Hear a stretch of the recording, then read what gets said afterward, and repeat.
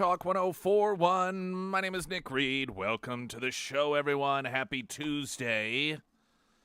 We got a Heroes Breakfast coming up Friday. If you are a veteran, we'd love for you to come by and join us as we have the show live at Scramblers. And as a veteran, you will get free breakfast from 6A to 9A. That is this Friday. Thanks to Scramblers, also Delta Roofing, Serenity Honors, and Air Services, Heating, Cooling, Plumbing, and Electrical. All you got to do is show up, get yourself some breakfast, just as easy as that. Reminder, next week we will, Tuesday, Wednesday, and Thursday, you will hear us broadcasting from Mexico, our 2023 Great Escape. We will have guest hosts Monday and Friday. It will be James Clary and Kyle Wyatt. That is correct. That is correct. That is correct. Okay. Not sure I got the order correct. It'd be kind of difficult to mess it up. But nonetheless, it does happen. It most certainly does.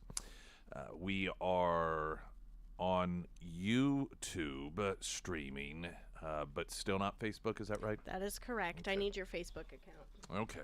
I've got it, I think. Still locked out, dang it. I wrote it down on a Post-it note somewhere, I think. Beautiful. Have to find it. But nonetheless, all right, so for a country whose approach for so long was not escalating things with Putin, we seem to, for some time now, be taking a different tact. And this was a noticeable shift some time ago, and you may recall in the initial stages, everything was about not provoking Putin, not provoking Putin, not provoking Putin. We don't want to provoke. We don't want to escalate things. We hear that quite often. We don't want to do anything that escalates things. And then we began doing lots of things that seemed to be a contradiction, whether warranted or not. It seemed to be a contradiction to not escalating things, and things apparently escalating further with the visit from Biden going to Ukraine, and you've got Putin now saying he's going to pull out of the New START treaties, which this is something that Trump had pulled us back from because he noted accurately when he was president, we were the only one abiding by it. The original treaty regarding usage and testing and any meaningful terms, long-range missiles, and so it was this agreement that we had entered into, as usual with the bad guy, and the bad guy doesn't abide by it. Sort of like Iran's the brilliant deal that the Clinton administration struck with North Korea, where they promised not to move forward with their nuclear ambitions as long as we gave them things, and we gave them things. Including the capabilities to develop their nuclear ambitions, and they went ahead and did it. Iran was a carbon copy repeat under the Obama administration. In fact, the UN agency that oversees that development, yesterday there was a story, they issued a warning saying we're literally just like minutes away from Iran developing nuclear weapons. These deals that get struck by us so often in other parts of the world just allow us to pat ourselves on the back and pretend as if everything's okay. Oh, look at us. We got a deal. Oh, look at us. We signed this with 8 different pens, and we shook hands, and everything's wonderful now. In the meantime, the bad guy takes advantage of our decision to play pretend, to play make-believe. And that was a recognition that Trump got all of that, which is why the bad guys generally operated in a more defensive posture, because they knew that they could not take advantage of at least the United States while Trump was president in the same way that they had with previous presidents. And this, the START situation, Trump had said, this is ridiculous. We're the only ones abiding by this. Russia is not abiding by this.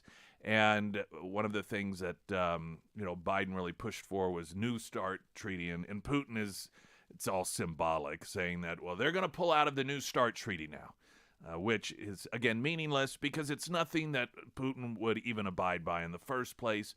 But it is a display of escalation by the Russians with a direct relationship to the United States. that agreement. So we're hearing more concerns about this slow roll into World War III. And again, for an administration that was so intent a year ago on not escalating things with Putin, it sure seems like we're doing tit for tat, which doesn't oftentimes lead to the best outcomes. Yesterday, the rhetorical question was asked, why does Biden go to Ukraine instead of visiting Ohio, the border, any of these other places here in the United States? And I had noted, well, because this gives him gushing coverage. He can go over there. They, of course, want money, so they're going to be like, yeah, you're the greatest guy in the world.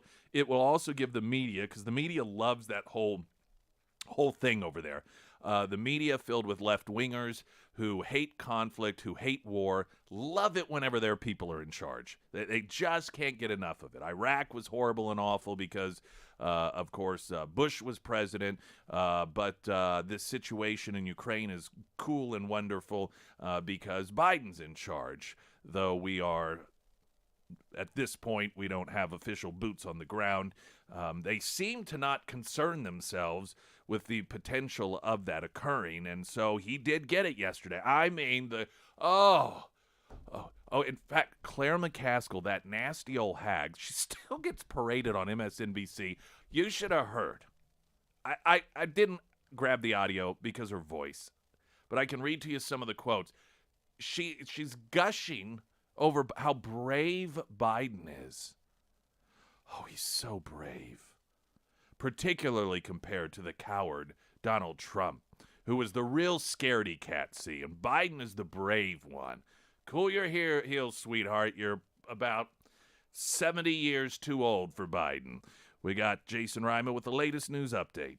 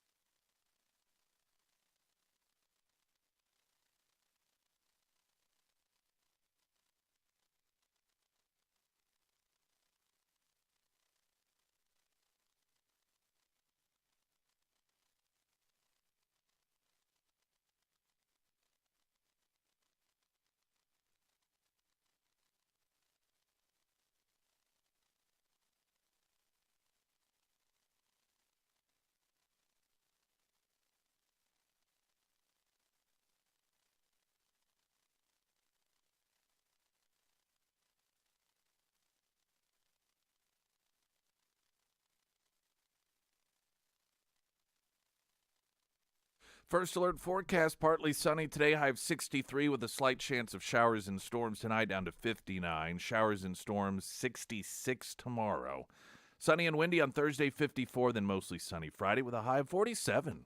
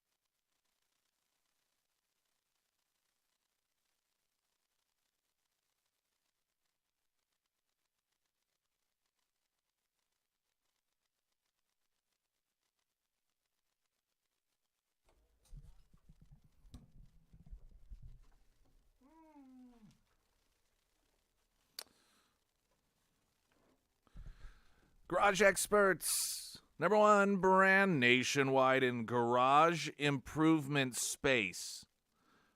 Hundreds of different colors from which you could choose. You can see my garage transformation on my Facebook page, 1041 Nick Reed. Warranty backed by Nationwide Company, and the product also has so many commercial and industrial applications as well. So if you're a business owner, you got a factory, whether it's a business in which you're going to actually have customers in and out or just employees, they can do so much for you as well.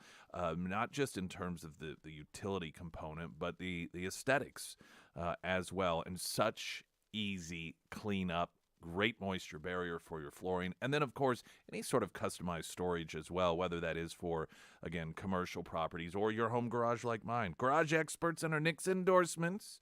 They're good people. They're great people at ksgf.com. The media gushing over Biden's return to Ukraine. This answers the question that was rhetorically, I say rhetorically, I'm just making an assumption there, that a number of you posed via the American Transmissions talk and text line.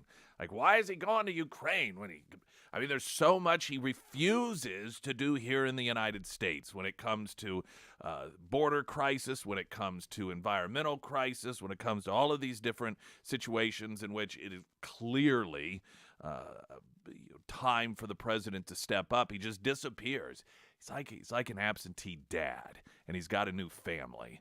And he's not coming to our T-ball game. He's not coming to our graduations. He's not coming to our Boy Scout jamborees. He's off with his new girlfriend and her kids all the time. That's what we're dealing with here with this guy.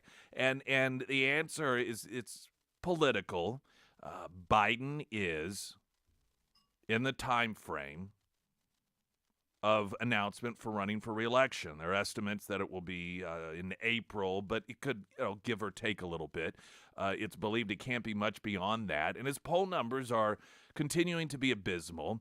And with the balloon fiasco and the train derailment fiasco, those aren't good lead-ins to announcing, yes, don't you think I've been doing a fantastic job as of late? I'd like for you to rehire me. So you go over there where you're going to get pomp and circumstance. You're going to look very, very presidential. You're going to be welcomed with open arms. And it allows the media, because they get caught up in that, they love the cause in Ukraine, to talk about how wonderful this is, how historic.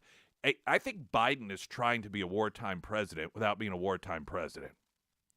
I think Biden, he wants the glamour, as he views it, the romance of being this great wartime president, but not actually having to put the effort in so much of being a wartime president. And he's just drawn towards that. The Associated Press's Evan Vucci, John Leicester, and Aman Madani and Zeke Miller praised Biden's trip to Ukraine as, quote, a defiant display of Western solidarity with a country still fighting what he called a brutal and unjust war. New York Times, Mark Santora, Peter Baker, Michael Shear described Biden's return trip as, quote, a dramatic moment captured on video that underscored the investment the United States has made in Ukraine's independence. Democrat former sports commentator Keith Olbermann dubbed the trip as a shock, saying, quote, yippee-ki-yay, Mother Putin. Andrew, a journalist who identifies himself as a he-him, called Biden's visit on President's Day, quote, amazing. The Atlantic's Elliot Cohen claimed Joe Biden's visit to Ukraine mattered just as much as, quote, long-range missiles, super-accurate artillery shells, the surface-to-air missiles deployed in the decades-long geopolitical power struggle. Does anybody really believe that? What you think if Zelensky had to choose between long-range missiles, super-accurate artillery shells, surface-to-air missiles, or a visit from Biden? All right, you get one of these two. Which do you want? Do you really think it'd be a tough decision? Do you think Zelensky, when it really comes down to it, thinks that the visit from Joe Biden, the master of articulation, is just as important as all of those military assets?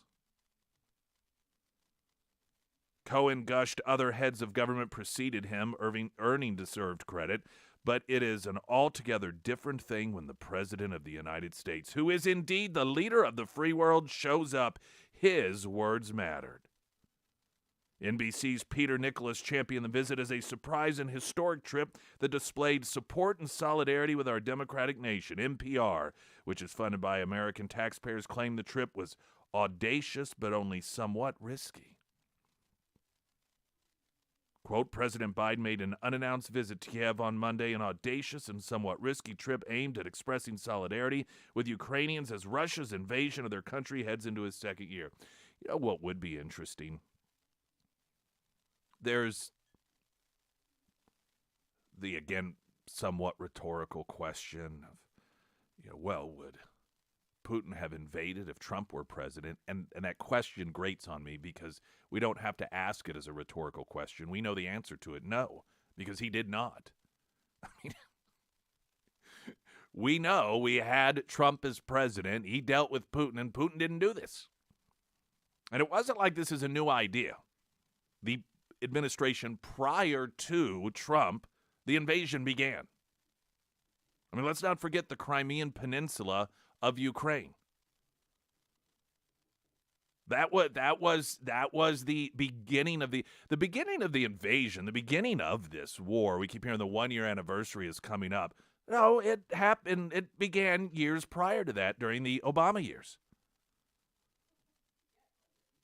When Trump became president, Putin stopped. He decided that it was not good timing for him with Trump in the White House. Once Biden became president, his invasion resumed. I think we need to be more accurate in our recognition as to when this exactly started, because it was not a year ago. It was several years ago during the Obama administration. But just for fun's sake, had Putin decided that he was going to continue with the invasion of Ukraine through the Trump years, how do you think the media would react?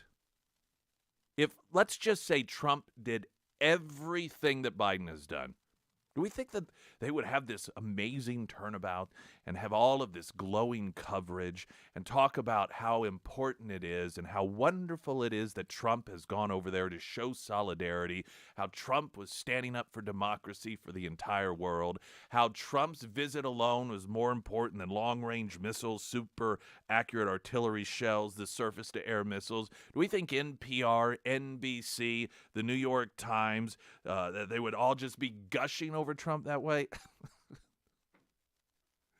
I mean, it is comical, almost cartoonish, how predictable that the media is when it comes to this stuff. Now, there are surprising moments. One of the visuals / audio that took place was Biden, and he's out there in the streets of Ukraine with Zelensky. And all of a sudden, in dramatic fashion, the air raid sirens go off. Not only is Zelensky once again continuing the demonstration of bravery, but look at Joe Biden right there with him. He probably thought it was time for ice cream, but that aside, very dramatic moment. This was a report soon after by one of the correspondents on the ground from CNN. I've been here for the past 5 days. I have not heard any explosions. I have not heard any air sirens until about half an hour ago, right when President Biden was in the center of Kyiv, as Clarissa was just mentioning. It's almost as if it was just for the purposes of theatrics. CNN reporter, he's like, I've been here 5 days. It's been silent. No attacks, no bombs going off. And look at that, just like clockwork. Biden strolls out, and all of a sudden, the dramatic siren sound. The perfect icing on the cake of this whole theatrical presentation. To some degree, you may recall there was a situation when Clinton was president, and I think it was in Normandy, a visit there. It was somewhere, and there was a video of him walking up, and there was a tombstone of one of our finest who had lost his life defending the world. And the little American flag on top had tipped over, and Bill Clinton, as president, went and he set it back up. Oh, my God, what a presidential moment. And we would learn that they had deliberately laid it on its side so that Clinton could go over and prop it back up for the cameras. This is reminiscent of that moment with the air raid sirens going off. Springfield's Talk 104.1, I am Nick Reed.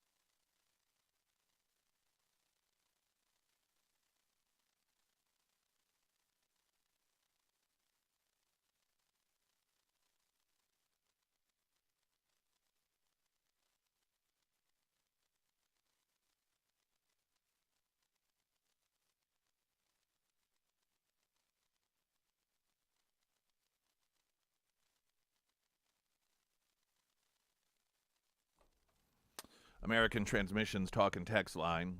Liberals claim Putin and Trump were buddies, and that's why he didn't invade Ukraine. This is what you get different versions at any given moment as to why it is that Putin did not invade Ukraine. And I guess Trump was also buddies with Kim Jong-un, which is why he stopped his nuclear ambitions and firing missiles towards the United States. Also buddies with the numerous different Middle Eastern countries that signed the Abraham Accords with Israel, buddies with all of the NATO nations that for the first time historically upped their financial contributions to the relationship, buddies with the president of Mexico and securing that help on the border, actual meaningful help where they dispatch their military and in a meaningful way help diminish to a very stark degree the number of illegals that were able to make it here into the United States. I guess it's his good old relationship with Trudeau in Canada that helped renegotiate NAFTA in our favor. I mean, Trump, you know what? If it's because he was friends with all these guys, seemed to work in our favor. I'm not complaining. Whatever the reason, I mean, it's of course absurd. Anyone on the left who claims that the reason Putin did not invade Ukraine or stopped the invasion of Ukraine during the Trump years is because they were buddies, have either no respect for the truth or no knowledge whatsoever of Putin. I mean, this is a cause for Putin. This isn't something that he's bored, didn't know what to do with his time, and was like, hey, let's see, I've gone into Georgia, let's do Ukraine a bit, and then Trump became president and was like, hey, buddy, you know what? How about you don't do that? And Putin's like, okay, we're friends. That's not really how Putin operates. He's not known as one who diverts his attention or decides to give up on his conquest because a buddy asks him to. But that is the position, whomever texted that in. It's right. That's what liberals say. But when you're faced with a reality that is contrary to the way you want the world to be, you've got to say something. Springfield's Talk 1041, I'm Nick Reed.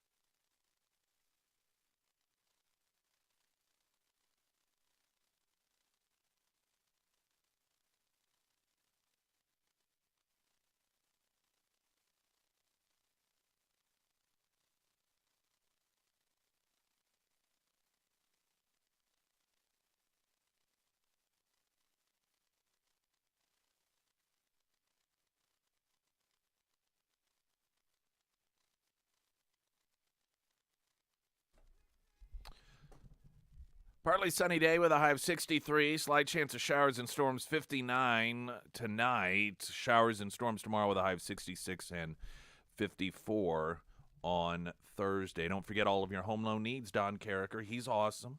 Alex Carricker is awesome. Anthony Carricker, they're awesome. There are others within the team. I mention the Carrickers all the time, but there are a number of very important members of the team. And one of the benefits is they're right here. They're local. They're not some faraway phone bank, and every time you call, you have to work through 8 different prompts, entering numbers and your preferred language and your birth date and the last 4 of your social security number, and then you end up with someone, you can hear the loud typing as they look up your account. I mean, you're talking with folks who know you, who know what is going on, and it's 7 days a week until 9 o'clock at night.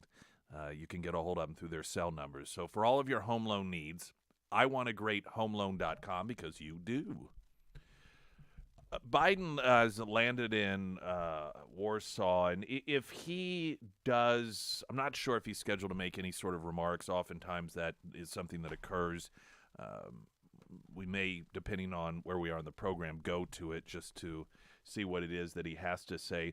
While in Ukraine yesterday, he did at one point lay out very briefly, yet with great clarity, part of his vision, and I do think it'll probably go down as one of the most clear and concise positions that he's made on the world stage. We build a coalition of nations from the Atlantic to the Pacific, NATO to the Atlantic, Japan and the Pacific. I mean, across the world. So once again, the amazing clarity that does give the world a sense of great security, that the person leading the United States is constantly on point. You have to wonder, do they know how bad it is, given that for many of them English is a second language, oftentimes not grasping it that well, or going through translators, and do translators clean it up? Sometimes, however, his words are such a train wreck, I'm not sure how you would put it back, or even know as a translator what it is that he's trying to say. And that was just another brilliant moment that, it makes you swell up a little bit as an American. Feel really proud when just random words are coming out of his mouth, just sort of falling out. There was this other really weird moment. And he's in a building somewhere with Zelensky, and there's a lineup of Ukrainians, and I'm guessing they're relatively high-ranking military individuals. And someone is filming it, and he goes up to one, and he's so weird and creepy that we'll have to find the video of this. In fact, I think it's on Red State. I think it's this article, the one from which I was referencing here. And he walks up and he kind of touches the guy in this sort of weird way and says, "Oh, I see you still have those biceps." Like, first off, do you even know this guy? And what a weird thing to say. But Biden is weird. The thing, however, that I don't know if it was a coincidence in timing, if it was just a random facial expression, that because it occurred as Biden was saying this weird, creepy thing to this guy about his big biceps, but in the line, so you're looking down this line of, again, what I think is probably to some capacity all military personnel. And the individual at the far end of the line is the one that Biden goes up and talks to him about his biceps. Closer to the camera, you see another official, and he looks up at the ceiling in almost this eye-rolling fashion. Like, oh my gosh, are you kidding? What is with this guy? It could be a total coincidence in timing. This guy could have not even spoken a lick of English and had any idea what was going on. But the timing of it just seemed as if this guy was rolling his eyes at Biden like, oh man, can this guy get any more creepy? Biden sending out a tweet about Ukraine capturing his heart, which has infuriated a lot of Americans because, one, you do have so many Americans that are in a position that most people feel requires some sort of attention from the President of the United States, and he's choosing to totally ignore them. The latest, of course, being East Palestine, Ohio. There has never been in my lifetime any event in which it is just expected that the president, I mean, Biden hasn't even talked about this thing. Forget paying a visit. He just refuses to acknowledge that this is even going on in any meaningful way. And instead, it's like as Americans, we are the children of a father who has a new girlfriend or girlfriends, and he is skipping out on our t-ball games and our kindergarten graduations in order to spend time with his, quote, new family. And that's his new girlfriend that he hasn't really known that long, but she has some kids. And so he's just skipping out on us. And while he's over there, he sends out this tweet about Ukrainians capturing his heart, and he knew that he would be back in Kiev one day. And I'm, of course, thinking to myself, what did you get in exchange for the money this time? This would be a great question for somebody to ask him. Did you demand that they fire somebody for the money this time? In the past, you laughed about the fact, you mocked the Ukrainians that if they did not fire their top prosecutor, that you would withhold $1 billion in aid. What did you get for this $500 million this time? That seems like a legit question. So on President's Day, the President of the United States, again, going to another country and gushing about how much he loves it there. This is the same guy that will trash on this country as being systemically racist, being built on racism, being a country where people in the LGBT community can't even walk down the street without fear of being murdered because we're such a homophobic nation. Half the country, at least those who don't support him and vote for him, are semi-fascists. Meanwhile, he goes over to another country and that's where his heart belongs. He finally found his home.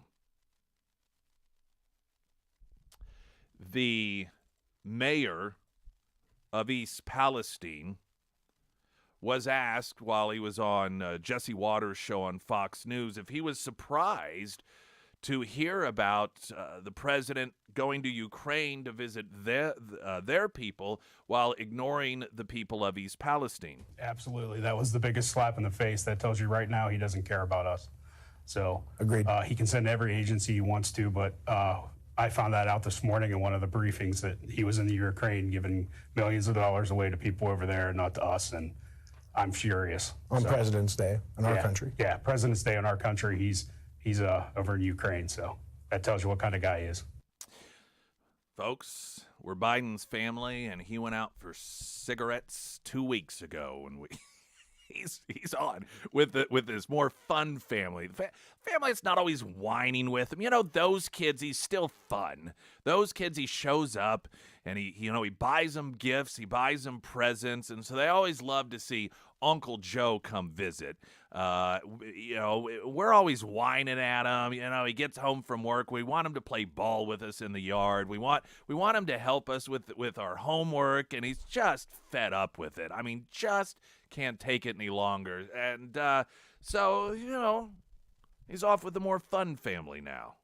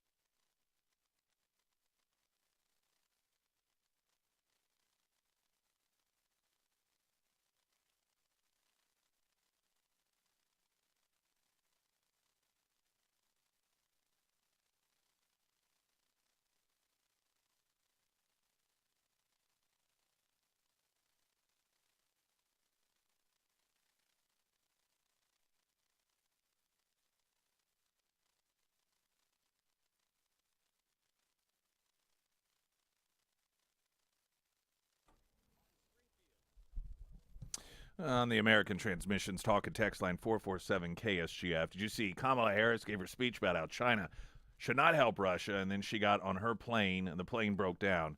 Boy, is there not symbolism there. She had to take alternate flight, a backup plane because of mechanical issues. Yeah, there's symbolism in there. That's for sure. Well, I bet China's worried now. I mean, Kamala's on the case.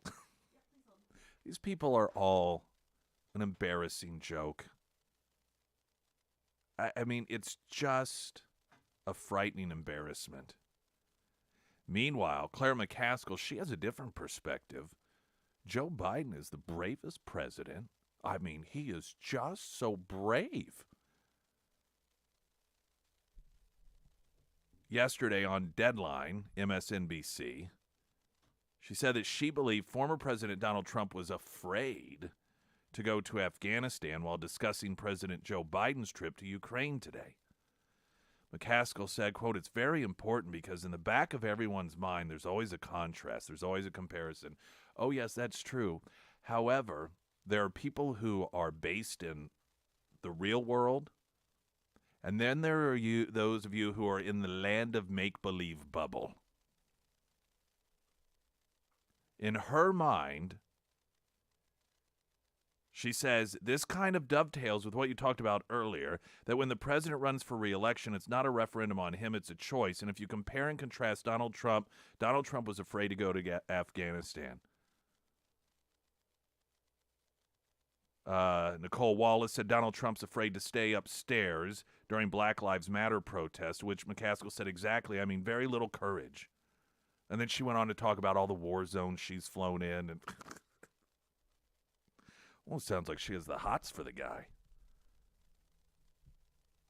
She said when that Air Force One flew over the border into Ukraine, everyone knows it was just that airplane from the United States in that airspace, and that took courage. I thought he took a train. Did he not take a train? And then some sort of white vehicle so that nobody would know it was him? Is that a little contrary to what McCaskill's saying? McCaskill here is claiming part of the reason we know he's so brave is, I mean, it was out there loud and proud. Air Force One flying into Ukrainian airspace. There was nothing secretive about this at all. I mean, it was like, hey, everyone, Putin included. The United States is here, and we're flying in unashamed. I don't think that's how it happened. And don't get me wrong. I think it's wise. I want to say it was some sort of like a white Acura or some sort of, it was not in any way, shape, or form presidential. In fact, it was, according to the reports, deliberately not presidential so as to not draw any attention and put the president's life in danger, which makes sense. But that's a far cry from Claire McCaskill claiming that the bravery was demonstrated by Biden as he probably himself flew Air Force One in. Probably did a flyby on some sort of tower and, gave a middle finger to send over to Putin via TikTok.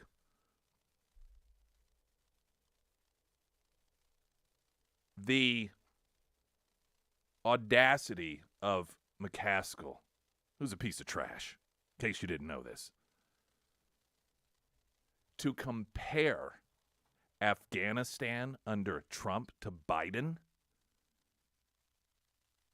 you almost have to lack any compassion for other human beings. What was the part that she liked most? Was it the fun ride that the Afghani people desperately took on those airplanes as they clung to the wheels, as they clung to the wings and then fell horrifically to their death? Was it the bomb that went off that killed American service persons and tore apart the bodies of innocent people along with some of our own? Was that the part that you liked so much about Biden and that you felt showed what a great compare and contrast his dealing with Afghanistan was compared to Trump? Was it handing them a military base? Was it betraying all of those allies of ours that risk their lives to help us under the promise we would never leave them behind, and then we did just 2 weeks after Biden told George Stephanopoulos we would not do that? Was that the part that gets y'all tingly down below? What a sick woman this person is. To in any world believe that the way Trump dealt with Afghanistan versus the way that Biden deals with Afghanistan makes Biden look good and Trump look like the failure. Let's not forget the fact that Biden at one point told the Taliban, listen, we're going to start turning this stuff over to the Afghanis, and here's the deal. If you touch the hair on the head of one American from this point on, we know where you are, and you will cease to exist. And 18 months between that point and the end of his presidency, there was not one American attacked by the Taliban. A little bit different than Afghanistan under Biden. And what a sick spit in the face to the families of those who lost their lives in Afghanistan because of that embarrassment of a surrender to the Taliban by Joe Biden, for Claire McCaskill with a straight face. What a horrifying thing to say. Springfield's Talk 1041, I'm Nick Reed.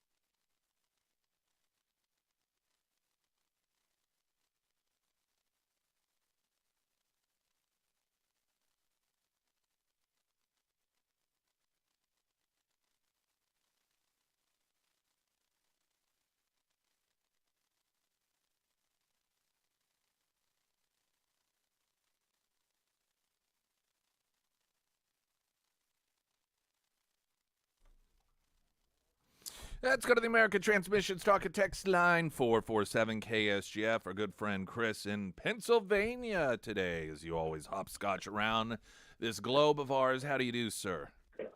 Hey, Nick, good morning. Thanks for taking my call. Absolutely. Hey, Nick, I'm scratching my head. When I first heard this this show that Joe went over to Ukraine yesterday morning, I'm sitting here scratching my head trying to figure out, is this a show?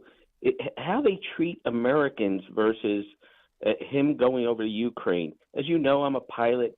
I sit over here in Pennsylvania, and Joe comes home to Delaware, where they set up a temporary flight restricted area all around his location. And each morning when I fly the airplane and I hear on the guard frequency American fighter jets threatening to shoot down some bumbling guy who's trying to go to breakfast in Cape May. They're threatening to shoot down his little Cessna 172 that's putting along at 105 miles an hour.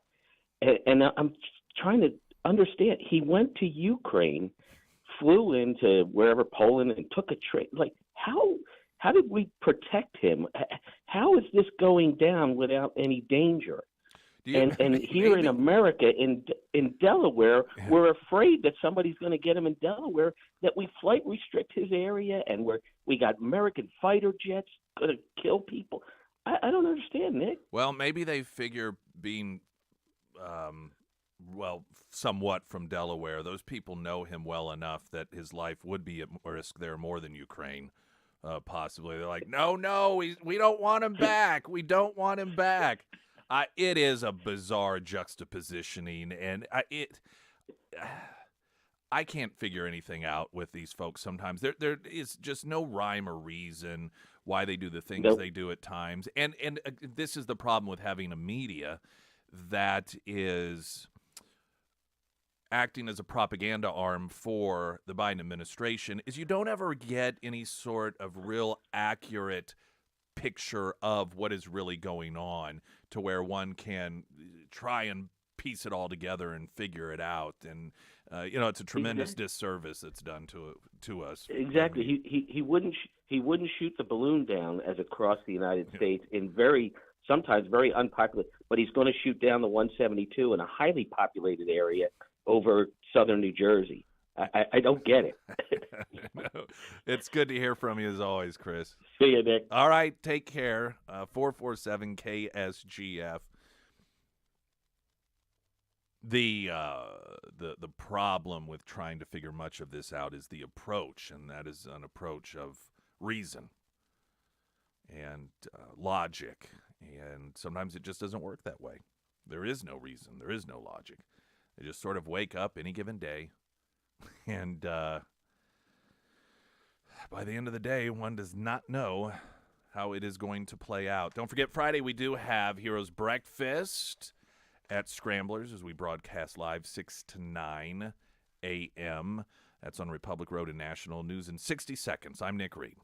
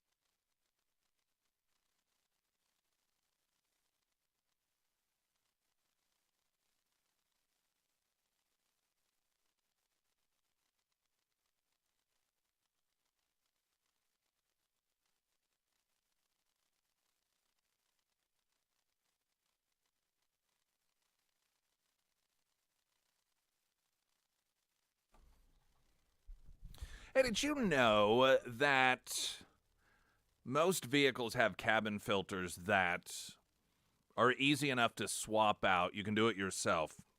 This is something that Ryan at A1 Custom Car Care has mentioned a couple of different times as an example of things that oftentimes people don't realize that they can do themselves and save yourself money. You save yourself the labor cost. Well, how do you know how to do it? Well, you could YouTube it, I suppose, if you wanted. But also, next time you are at A1 Custom Car Care having work done and maybe you want a cabin filter change out, or they say, hey, we recommend that you do this for this reason, ask them, is that the sort of thing next time I can do on my own? And if it is, it's going to, depend on your level of knowledge to the vehicle itself. I mean, the nightmares that some changing out headlights can be, the light bulbs can be the sort of thing that it's just almost impossible to do. But others, it's easier. And so a combination of those things may end up saving you a lot of money. A1 Custom Car Care, they really believe in helping you help yourself and keeping you as educated as possible. And when that means you can do some stuff on your own, they'd love to show you how to do it. It's A1 Custom Car Care. Coming up, we are going to talk with the Missouri Attorney General, Andrew Bailey, and we spoke with him a couple of weeks ago about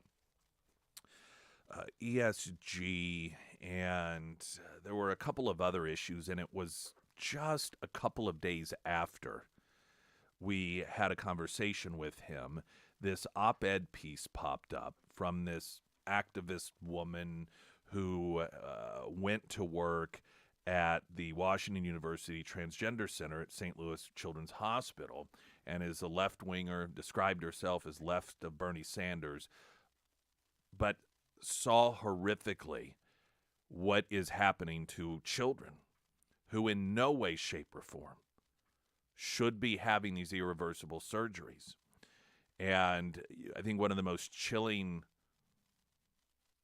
aspects of her op-ed piece noted that critics of these efforts oftentimes reference, this isn't verbatim, but this was the idea that she noted, that the critics of these efforts oftentimes refer to the fact that these doctors and psychologists and others are, quote, experimenting on kids. And she said it's worse than that because at least with experimentation, you have some sort of discipline structure.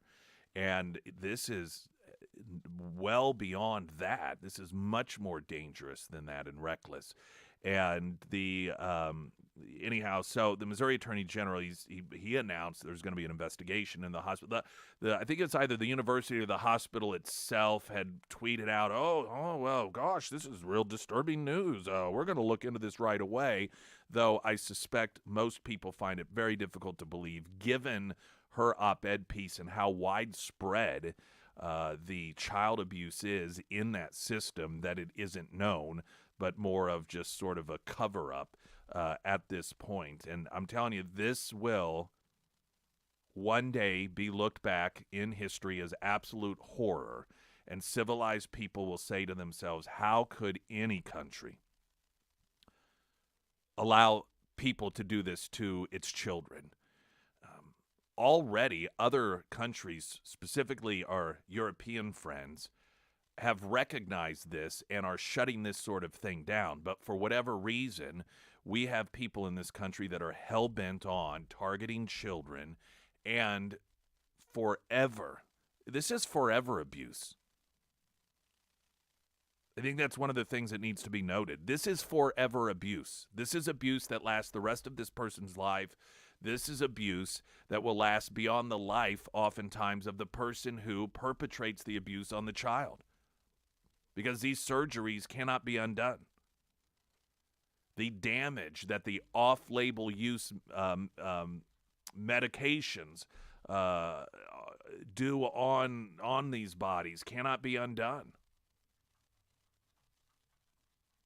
And it's one of the reasons it's one of the worst forms of child abuse. And it's all done. It's marketed as wonderful for the children. This is the other psychological horrific component to this. The convincing of young people that this is wonderful. The convincing of parents that if you don't let us do this to your child, they may kill themselves and it'll be your fault. This will go down eventually as one of the most horrific crimes against young people committed on such a mass scale. Jason Reimer with the latest news update.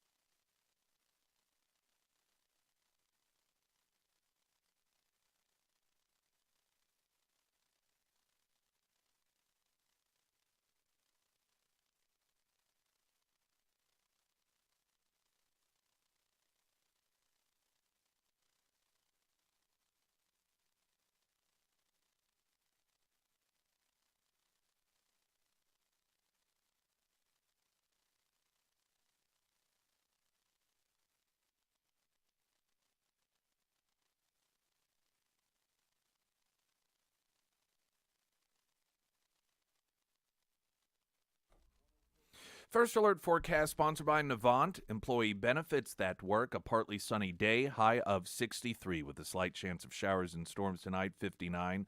Showers, storms tomorrow, 66, sunny and windy on Thursday, a high of 54. Rima mentioning there the council is going to decide whether or not to go all big government with eminent domain on the Hotel of Terror.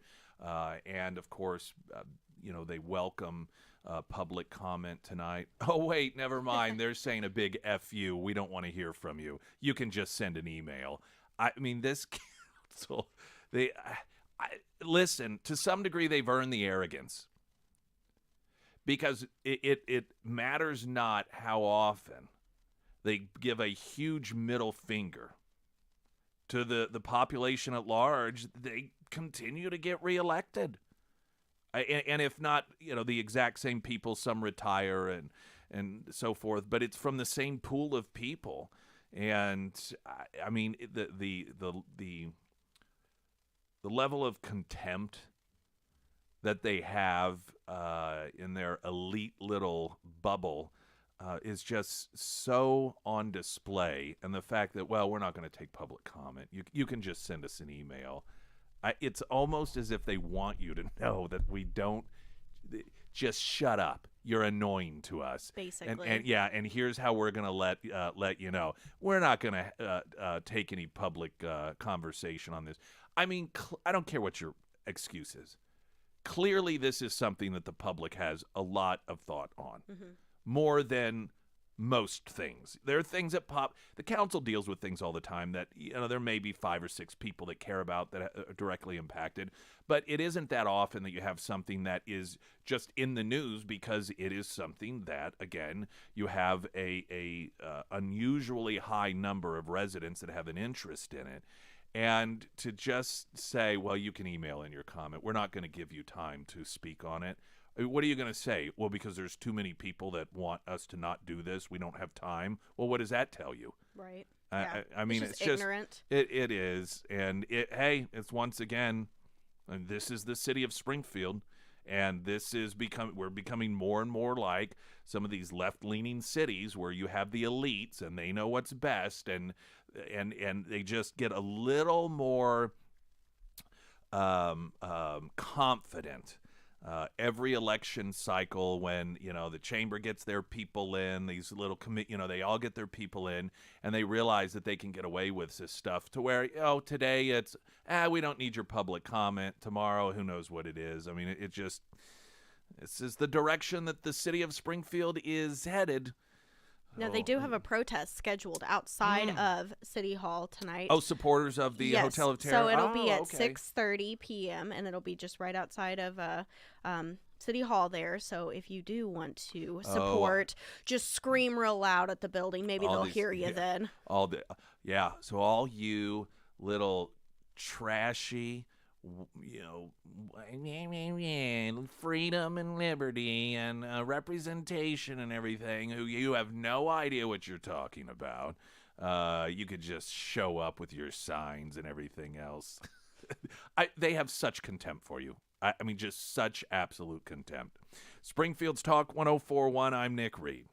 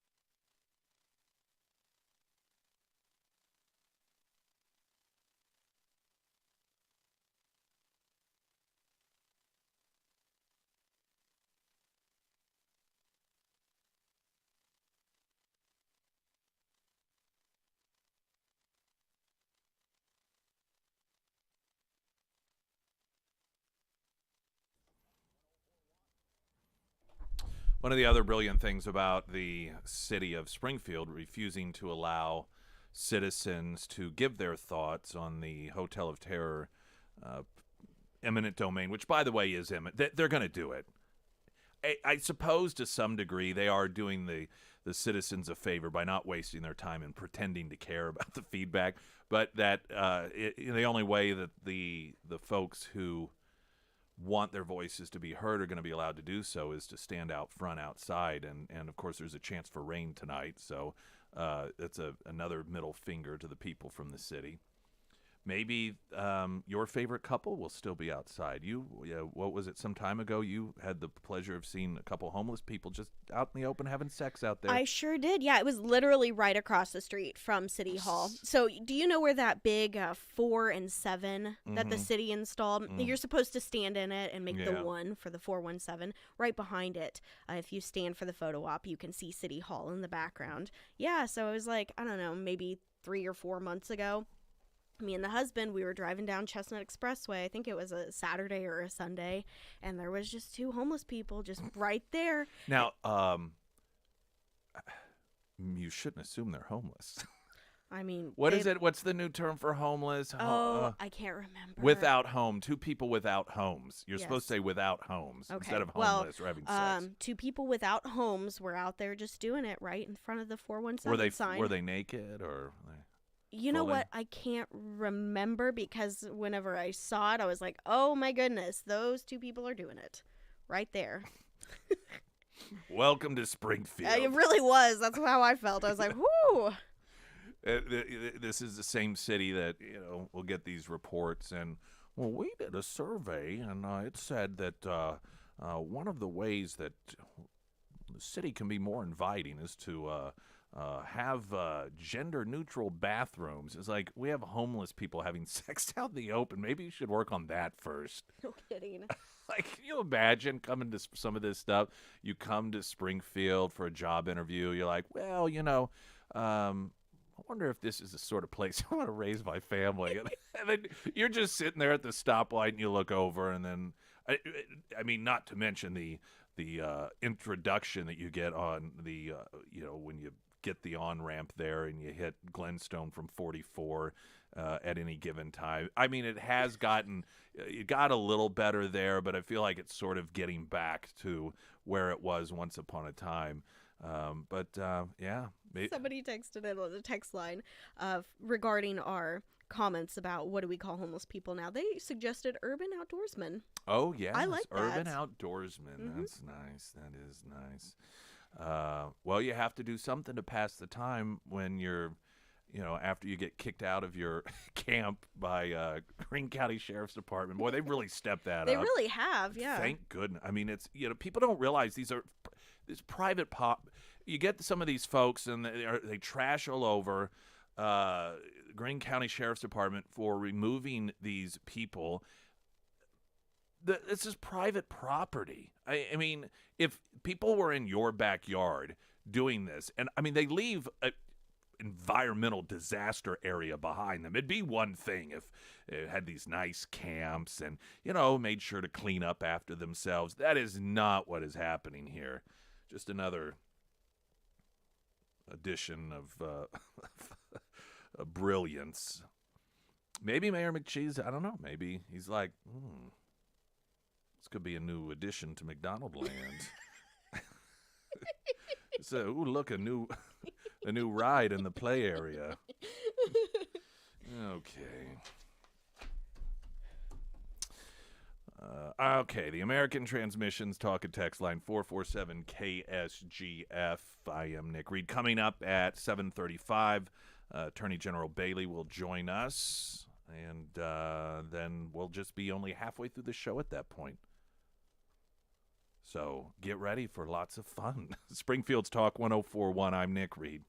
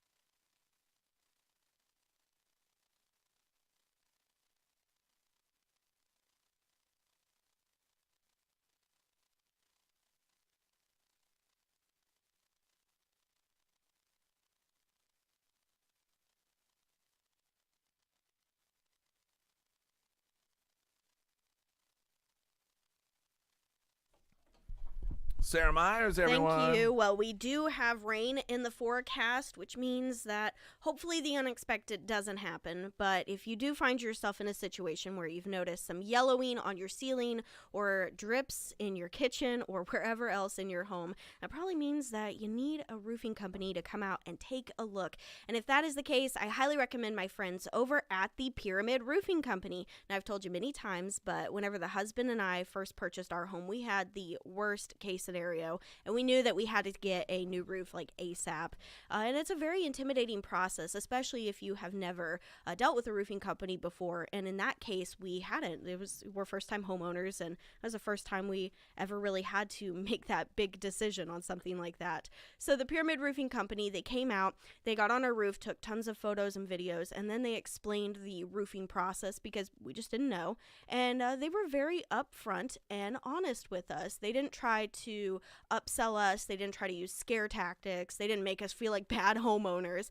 They just told us, like, hey, this is what we recommend. This is what I think we need to do moving forward. And they made the process incredibly simple. And we got a whole brand new roof within just a matter of days from start to finish. So if that is the type of company that you are looking for and you have a roofing need, highly recommend the Pyramid Roofing Company.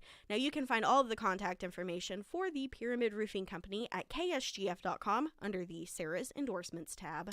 Tom Hart said that on Sunday he was going from the gym to home, and there was a guy on the sidewalk on National with his pants dropped, just pooping at 1 o'clock in the afternoon.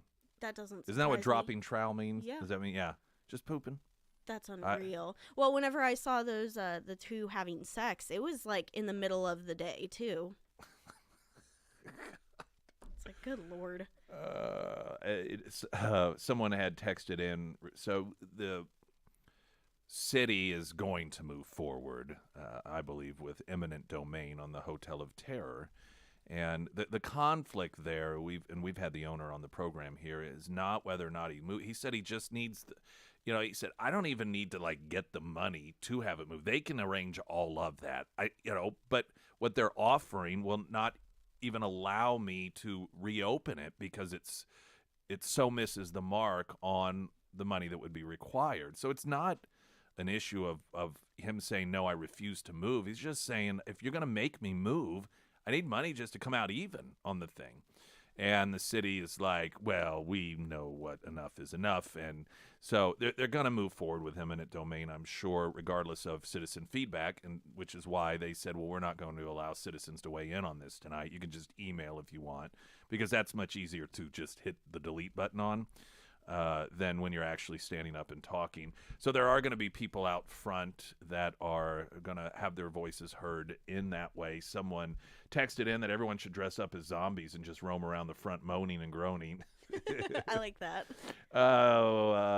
Thanks for the F Shack, Dirty Mike and the Boys. That is a reference to The Other Guys, the movie, which is one of the funnier movies out there.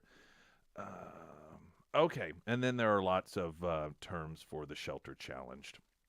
Free-range humans, another one. Unhoused. There's a politically correct term for homeless people that we were supposed to use. Now, I thought it was just referring to homeless people as people who are without homes, but unhoused sounds like one that probably would be proper.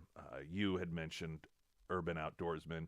Someone texted in brush apes. I don't know that I've heard that as a politically correct term for the homeless, but it is one that I will not soon forget. Ooh, somebody also said, welcome to Springfield, where the homeless screw in public and the city council screws the public. Oh, look at you. Yeah, that really plays nicely on the ear.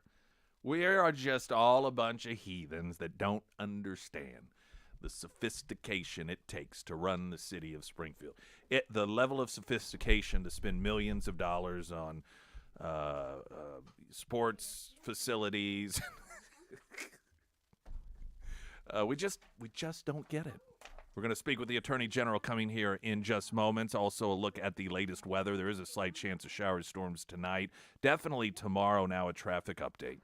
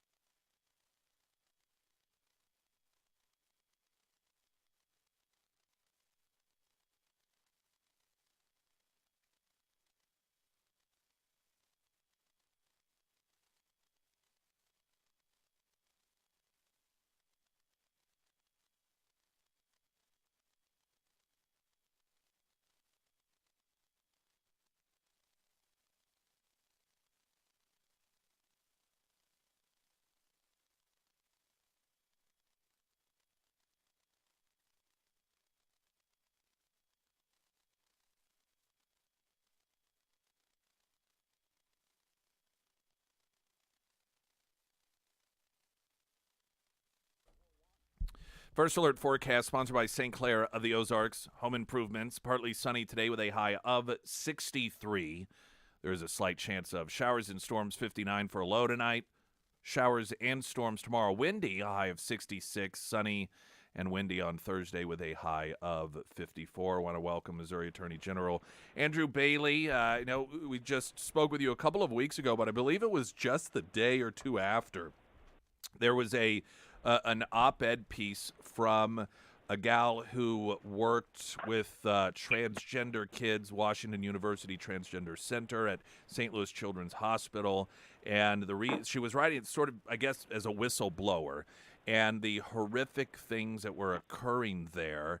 And I've referenced, there was one part of her piece that I think to me was the most disturbing in her perspective as somebody that's essentially a transgender activist, noting that oftentimes critics of those who work with kids to go through these irreversible surgeries claim that the kids are being experimented on, but she said it's worse than that, because at least with experimentation you've got some sort of control, whereas this is the Wild West on kids. I know you have talked about beginning an investigation into this so-called gender clinic. Tell us what you know, what your thoughts are about this situation. Yeah, well, thank you for having me on. And for me, this is all about protecting children. And when the whistleblower came forward and provided us with written testimony in the form of an affidavit, we began marshaling state resources and are leading a multidisciplinary team of state agencies and using every resource available to conduct a full and thorough investigation into what happened and why it happened and what harm may have occurred, because the whistleblower has a lot of credibility. I mean, you kind of mentioned it, but think about this for a minute. This is an individual who self-identifies as a supporter of transgender rights, who's married to a transgender individual. She describes herself as a progressive. She asked to be a caseworker at a pediatric transgender clinic because she wanted to help kids with transition.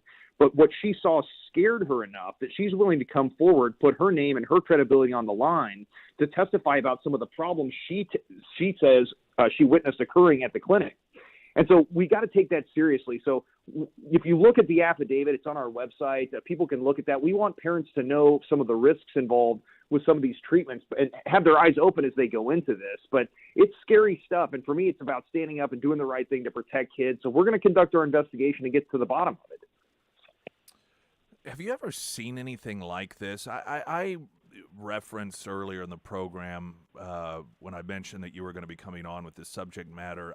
I really firmly believe that at some point we're going to look back on this as one of the great stains on our history, one of the most widespread systemic forms of child abuse that have ever occurred in this country. It's just unbelievable to me that this is happening. Yeah, no, I agree. The eyes of history are upon us, and we will be judged by how our conduct in dealing with these types of situations. Look, what we know for a fact is that when kids come into these types of clinics with gender dysphoria, that's a mental health issue. It's in the DSM-5. So we know it should be treated as a mental health issue. But rather than providing psychiatry or psychology, the whistleblower tells us that this particular clinic was jumping the gun on puberty blockers and cross-sex hormones, and ultimately gender reassignment surgeries. So pills and surgeries instead of talking to the kids. That's hugely problematic, and it causes irreversible harm. There's big business behind this as well. We know that when kids go through these types of procedures, when they're prescribed the medication, the puberty blockers and the cross-sex hormones or gender reassignment surgery, they are then addicted to these medical treatments for the rest of their lives, and there are serious long-term deleterious consequences. Puberty blockers reduce bone density. They cause early menopause, and they worsen mental health. So why aren't we treating the mental health condition like other mental health conditions with psychology and psychiatry? And when you're talking about history, let's contextualize where America is in the process of dealing with this issue compared to what I would consider to be, quote unquote, more left-leaning progressive European countries. The United Kingdom and Finland stopped these kinds of medications and surgeries in favor of psychiatry and psychology because they understood the long-term harm they were doing to a generation of children. Even Sweden and France have said we've got to shift away from pills and surgery in favor of talking to the kids and using more traditional psychiatry and psychology as mental health treatment. So I couldn't agree more. We've got to figure this problem out, get a solution, and protect the kids, because the eyes of history will judge us according to how we behave. We're talking with Missouri Attorney General Andrew Bailey. I don't know if it's a lack of critical thinking or if it is just this double down, this is the position we've taken, but I listen to some of these people talk, and the things that they say are just beyond any sort of explanation. And yesterday there's a report on NPR about this, and the host was noting that one of the concerns is that how damaging that it could be to young people who are now reliant on these drugs to have to go off of them. And my first thought is that not a clue to you? I mean, like, how do you not recognize that means that this probably shouldn't be happening? Yeah, no, absolutely. Look, I'm a father of 4. I'm a foster parent. I'm an adoptive father. I know firsthand how important it is to protect children. And you know, I've worked in juvenile court prosecuting child abuse and neglect cases. And so we've got to start looking this from the framework. We've got to divorce the kind of left-leaning woke agenda and get back to what constitutes sound medical practice. And the first rule in medicine is do no harm. And so when we are, if clinics out there are prescribing medication and surgery and without proper parental consent, let's go back to the affidavit for a minute. You know, what the whistleblower testified to was that for a long time she fought back and asked these rogue doctors, hey, why are we jumping the gun on medication and surgery and excluding psychology and psychiatry as a necessary form of treatment? Why are we limiting access to individuals that would talk to the kids and try to talk to them about their mental health problems? And she got pushback on that. She also testified to having personally observed doctors encouraging puberty blockers and cross-sex hormones and surgery by telling parents in front of the children, in front of the patient, you can have a live son or a dead daughter. Think about the long-term implications that has on a kid when a medical professional that's supposed to be helping them is saying that in front of them. If even 10% of what the whistleblower testifies to in her affidavit is true, this is child abuse, not medicine. And so we've got to stand up and fight back and hold people accountable. Different subject, and then because I know you're busy, but I did want to ask you, as we talk with Missouri Attorney General Andrew Bailey, joining 25 states in the lawsuit over the pistol brace rule. If you could just update people on that. Yeah, absolutely. Look, we're proud to have joined a coalition of like-minded states who believe that the ATF and DOJ have exceeded the scope of their statutory authority and are actually infringing on our Second Amendment rights. I am a gun guy. I am always going to stand up and support the Second Amendment because it's the one that makes all the other ones possible. I also believe that the rights that are codified in the Bill of Rights come from God, not man, and that the founders understood that the Constitution sets a floor, not a ceiling for those rights. And so how dare Joe Biden and his unelected federal bureaucrats try to infringe upon our constitutional rights? So, look, I'm an Army veteran. I took an oath to defend the Constitution, was willing to put my life on the line to do it. I took that fight to the battlefield in the War on Terror. Now we're taking the same fight to the courtroom, and I'm always going to stand up and fight for Missourians' constitutional rights. Missouri Attorney General Andrew Bailey, again, know how busy you are, so I appreciate you taking time with us this morning. Hey, thank you for having me, and thank you for everything you do for this state. All right, you bet. Springfield's Talk 104.1. I'm Nick Reed.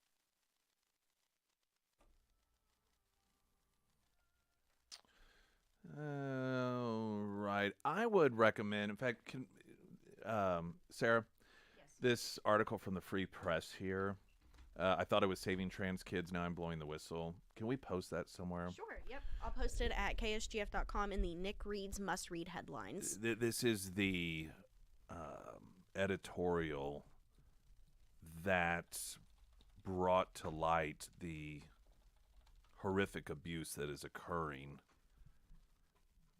in Washington University Transgender Center at St. Louis Children's Hospital. And some of these kids get coaxed in there believing that they're being helped, and they're being trapped into a lifetime of torture, many of them. The piece was written by a transgender activist, married to a transgender, went into the field and was horrified watching what is occurring. And we need to, well, one, maybe you are a parent or a grandparent, or maybe you know a parent who's kind of struggling with this. And this is something that I've come to realize in researching this. I have come to understand how sometimes good parents who really truly want to help their kids fall into this trap. I believe that some parents do it because they are child abusers. I believe some parents, it is a way for them to get attention. It is a way for them to feel special. It is a purpose for them. Their child is an accessory, and this allows them bragging rights to do this. I do firmly believe that. But I also believe at the same time, if you are a parent and your child is depressed, and you would do anything to give some relief to your child because you care about them and love them, and you have people that are professionals. I mean, you go into a setting where it's a doctor's office or a psychologist's office, and I mean, it's very professional. There's no reason to assume that this person is some sort of psychopath or child abuser, and they're telling you, oh yes, all this, they're giving you bogus studies, which one of the things that we've learned over time is that there's like one or two studies that have been completely debunked over time that they rely on in order to lure parents into believing that these sorts of surgeries and off-label use medications are good for their underage child. And they tell you, as the Attorney General mentioned there, the whistleblower wrote, she stood in a doctor's office when a doctor told a parent you can either have a dead son or a living daughter as a way to convince them to have their child go through this irreversible surgery or irreversible medications, putting them in their system. That's sick. That is abusive communication. To say that to a parent, to tell a parent that you are killing your child if you don't do this. So I understand this. I also recognize that at this point, and it's sad that it's this way, the only way that this is going to turn around and these kids that have yet to be damaged get saved is if people in the trans community and Democrats come out in favor of the kids and start blowing the whistle like Jamie Reed, who's the whistleblower, no relation that I know of. Because the problem is, when all of this first started, the people that were most vocal about protecting the kids from it were more conservative individuals. So the instinct with Democrat activists is to take the opposite position. By the way, there never really was an opposite position. The idea, think about this for a moment. This isn't some idea or something that has been happening for generation after generation after generation with young children being given puberty blockers and being provided these surgeries. This is a new thing. So why all of the sudden? And as sad as it may be, it's because of politics. It's because Republicans say it's bad, so we're going to start promoting it. It boils down to politics. But then the people who instinctually take the side of these child abusers, obviously they don't allow themselves to accept that reality that they are willing to support this sort of thing being done to children because of politics. So they choose to believe this idea that they're actually helping the kids because that's easier. And the problem with that formula that we have in our society today is anytime they hear somebody that's a conservative or somebody that's a Republican talk about the damage that's being done, they don't listen to that. Instead, they double down. This is why it is so instrumental, so vital to stopping this train of horrors for those who are Democrat activists, those who are, and former or transgender that are detransitioning or transgender activists to come out on this. I mean, Jamie Reed is a trailblazer in that capacity. This is not an easy thing that she did, I'm sure.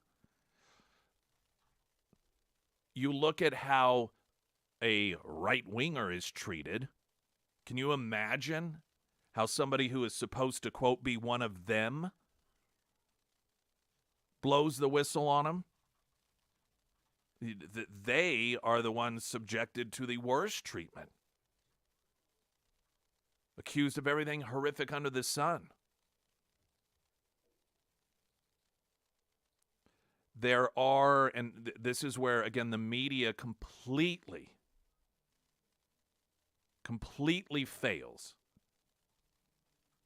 the community that it serves by not providing the full story, but also from a more humanitarian standpoint, fail our children. And that is not covering those children who have gone through this and who have detransitioned, saying, I was too young. I was talked into this. Children should not be put in that position.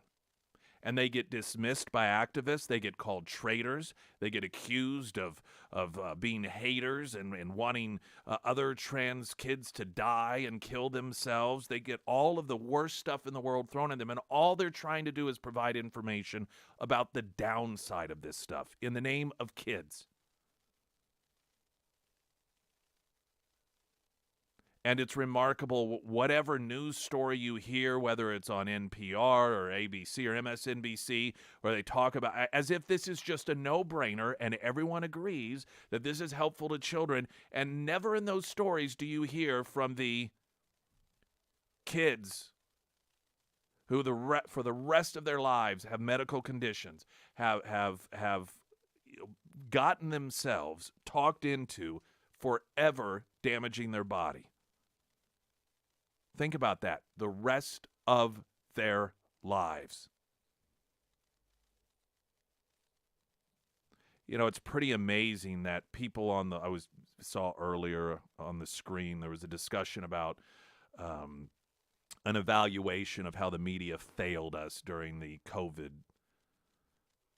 height of the COVID hysteria. And, of course, one of the areas that they failed the public at large was falsely convincing them that ivermectin was just this horse pill with no other use, and that it was dangerous, that off-label use was being recommended to treat COVID. Yet those same people promote using off-label usage to irreversibly alter the body of a child.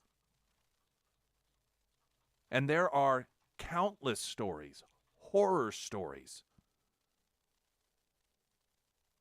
of the physical trauma that has been done as a result of that versus ivermectin. You didn't see that, but the media had no problem at all. There were people that wanted Joe Rogan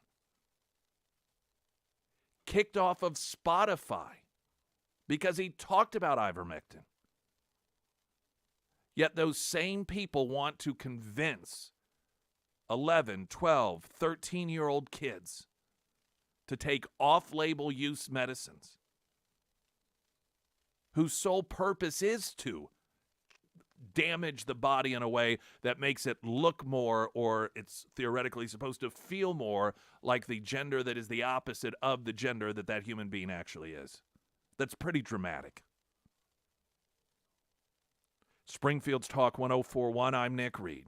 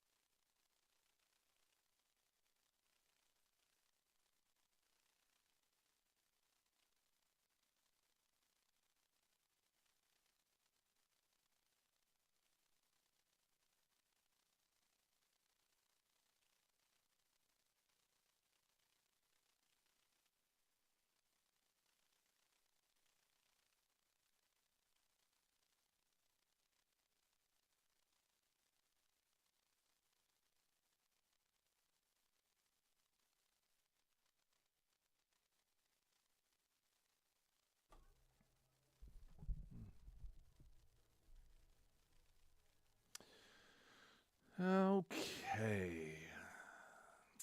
Coming up in the upcoming hour, what appears to be all of the footage inside and around the Capitol on January 6th has been turned over by the Speaker of the House to Tucker Carlson.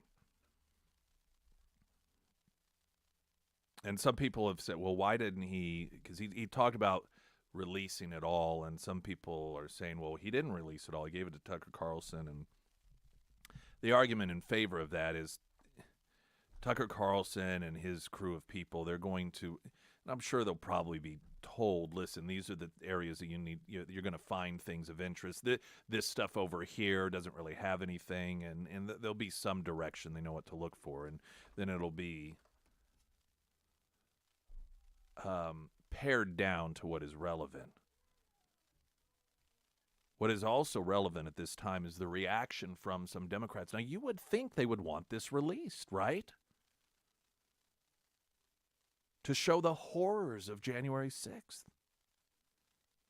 One of the reasons that the Allies videotaped,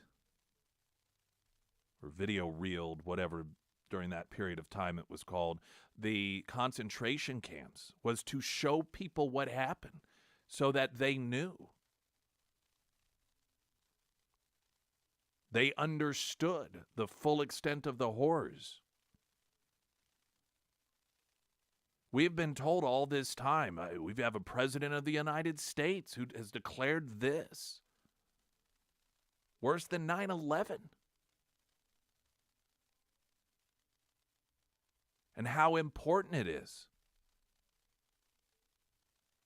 I mean, there was a recognition of the anniversary of the date. Yet when it comes to the release of the footage, all of a sudden they're like, well, we shouldn't do that. I think that they're telling us something here. News coming up in 60 seconds. I'm Nick Reed.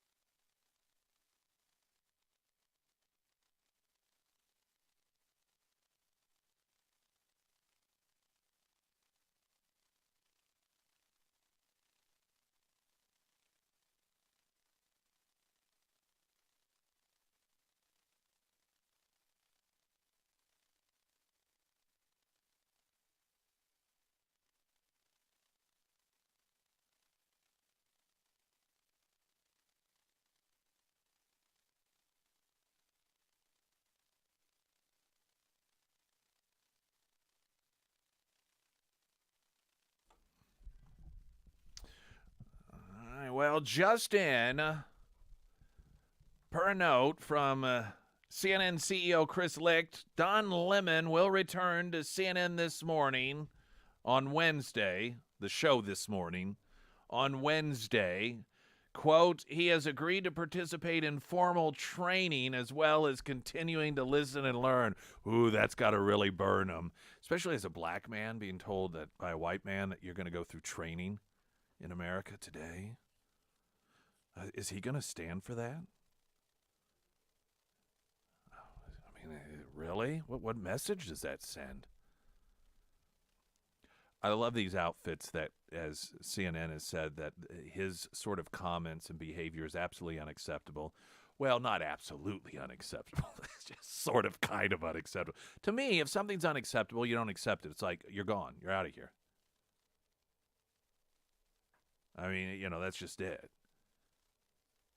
We hear this so often from government officials, media outlets, corporations. They'll say a certain behavior is unacceptable, but then their behavior indicates otherwise. Like, well, you seem to be accepting it. I mean, you may come out and say no, but you're not dismissing the person responsible for the behavior that you say is unacceptable. Do you wonder at the same time, like, I could get it if you're talking about somebody on CNN that brings in massive amounts of viewers, like it's the only guy that is able to take on Fox News. If it weren't for this guy, CNN would have nothing. But the guy, he doesn't deliver.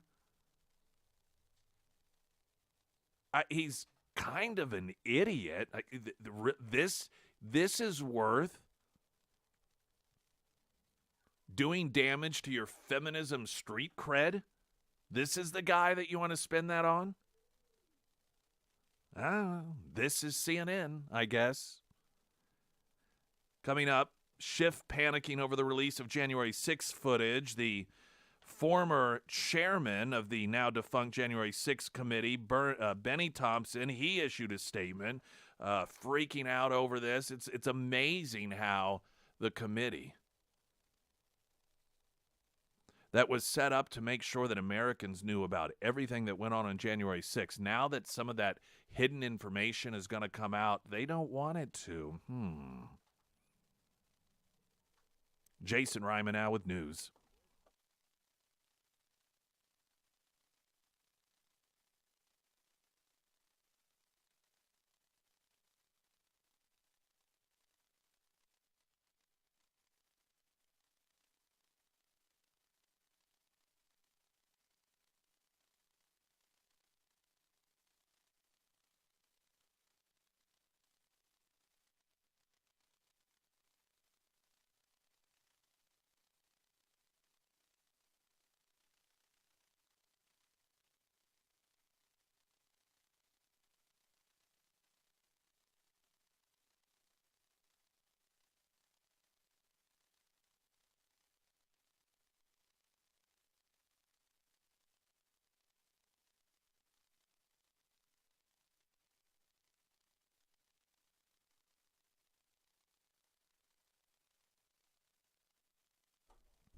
First alert forecast, sunny 63 today. I know Ryman kind of mentioned some of this, but here it is again. Slight chance of showers, storms tonight, 59.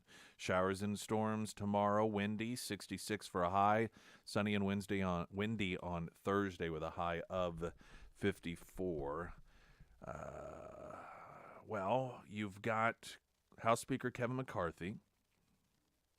And he had some time ago announced that he was open to releasing all of the security footage from the January 6th Capitol mostly peaceful riot.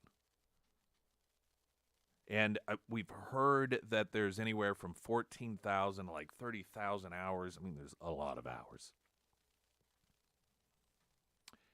Nancy Pelosi tried desperately to keep this from being released. And in fact, some of the video a judge told her you have to release.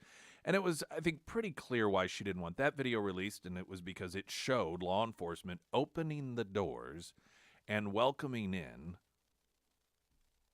some of the protesters. which ran contrary to the edited Soviet-style edited footage that the Democrats through the January 6th committee released. McCarthy has, in terms of media outlet, has, according to reports, released all 14,000 hours to Tucker Carlson. And you have some Democrats that are really flipping out over this. Schiff huffed, quote, Kevin McCarthy turned over January 6 videos to right-wing propagandist Tucker Carlson, a man who spews Kremlin talking points, suggests January 6 was a false flag, and spreads the big lie. Make no mistake, this isn't about transparency. It's about fueling dangerous conspiracy theories. This is the backwards world that Democrats want you to live in. The people who refuse to release all of the footage are the honest people you should believe that are all about transparency, versus the guy and the people who actually want it all released, not edited, but all of it released. They're the conspiracy theories, or the conspiracy theorists. Now, I've got to tell you what they're setting the stage for.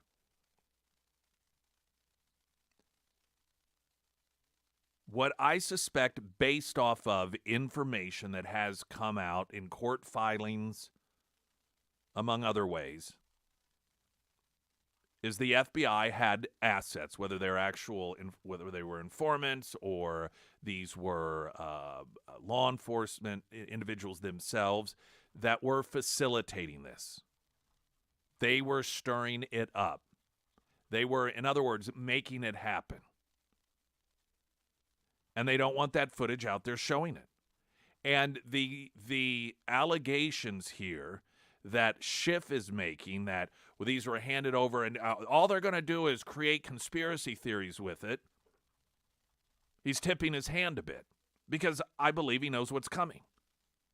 And so you lay the groundwork ahead of time that, they're just going to create conspiracy theories. Then when there's footage like, this guy works for the FBI, this guy we know is so-and-so who has been used by the FBI, or, anything like that, they'll just say it's a conspiracy theory. Because if you are a Democrat, that's what you say when you want people not to pay attention to the facts. Now, Adam Schiff, of all people, is the ultimate conspiracy theorist. Adam Schiff is the one that constantly used his position to get in front of the cameras and knowingly falsely claim that he had the proof that Trump colluded with Russia to rig the election. But we just had to wait for the final reports to come out, and Schiff would later have to acknowledge that he had no such information. They were lies. Now, of course, this doesn't stop CNN, it doesn't stop MSNBC, it doesn't stop the networks from trouting him out so that he can get that narrative going when he is the one that has been caught lying numerous times. He was caught editing text messages, editing transcripts. One transcript he released claiming that it was a conversation between Trump and Zelensky where Trump was strong-arming Zelensky, and it was soon realized that it was fake, and he tried to claim that he was into the world of entertainment all of a sudden, claimed that, no, he meant it as a parody.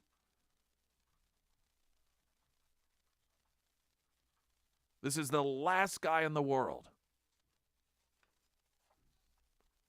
who should be claiming that having more of the information out there in the hands of somebody like Tucker Carlson, who is a conspiracy theorist, is going to lead people to have false information. You also have Benny Thompson issued a statement hours after Axios broke the news that footage had been turned over, saying that when the Select Committee obtained access to U.S. Capitol Police video footage, it was treated with great sensitivity, given concerns about the security of lawmakers, staff, and the Capitol complex. This is the other angle they're going to play, that number one, anyone who is providing this information to the public is a conspiracy theorist that shouldn't be believed. In addition to that, they are a danger. This is the tactic that the Democrats have become increasingly likely to use, and that is declaring anyone who exposes the truth regarding something that they've had their hand in as a danger to this country. And by the way, if you look at history, it does not reflect kindly on those people who behave that way, on people in leadership positions, powerful positions, who declare political oppositions to be a danger to democracy, a danger to the country when they expose the power structure. History does not reflect kindly on them. Unfortunately, there's always a massive number of victims in the wake. A traffic update, I'm Nick Reed.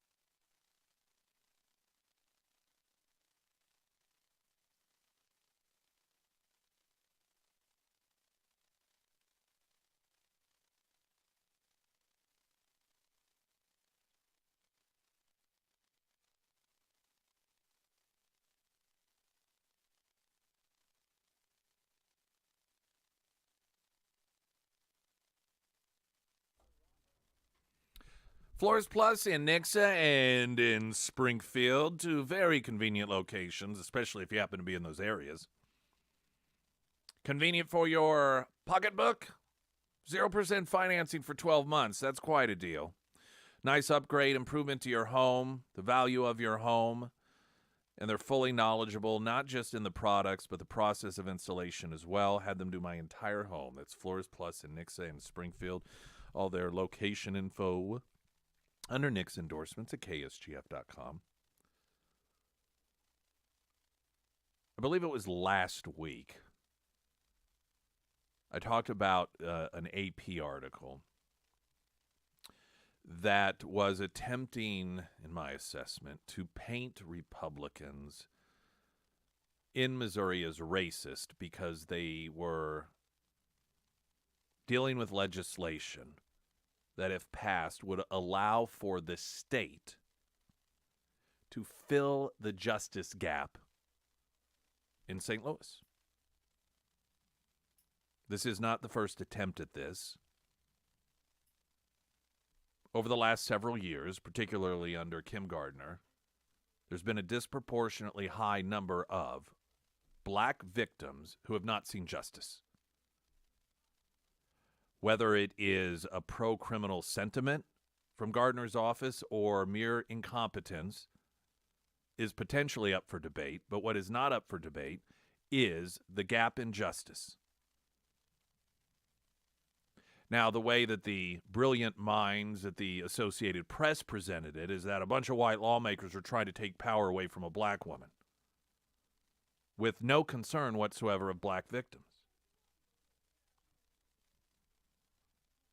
Now, there aren't only, obviously, black victims in St. Louis, but I wanted to read to you a story that gives you a sense of what goes on in that city in the atmosphere of lawlessness that is fostered by Kim Gardner in that position. A gifted teenage athlete visiting St. Louis for a volleyball tournament was hit by a car, resulting in both her legs having to be amputated. A suspect in the crash has been arrested. Janae Edmondson was walking back to her and honestly, I don't know what her race is. There's a photo in the picture, and she could be mixed, she could be black, she could be white.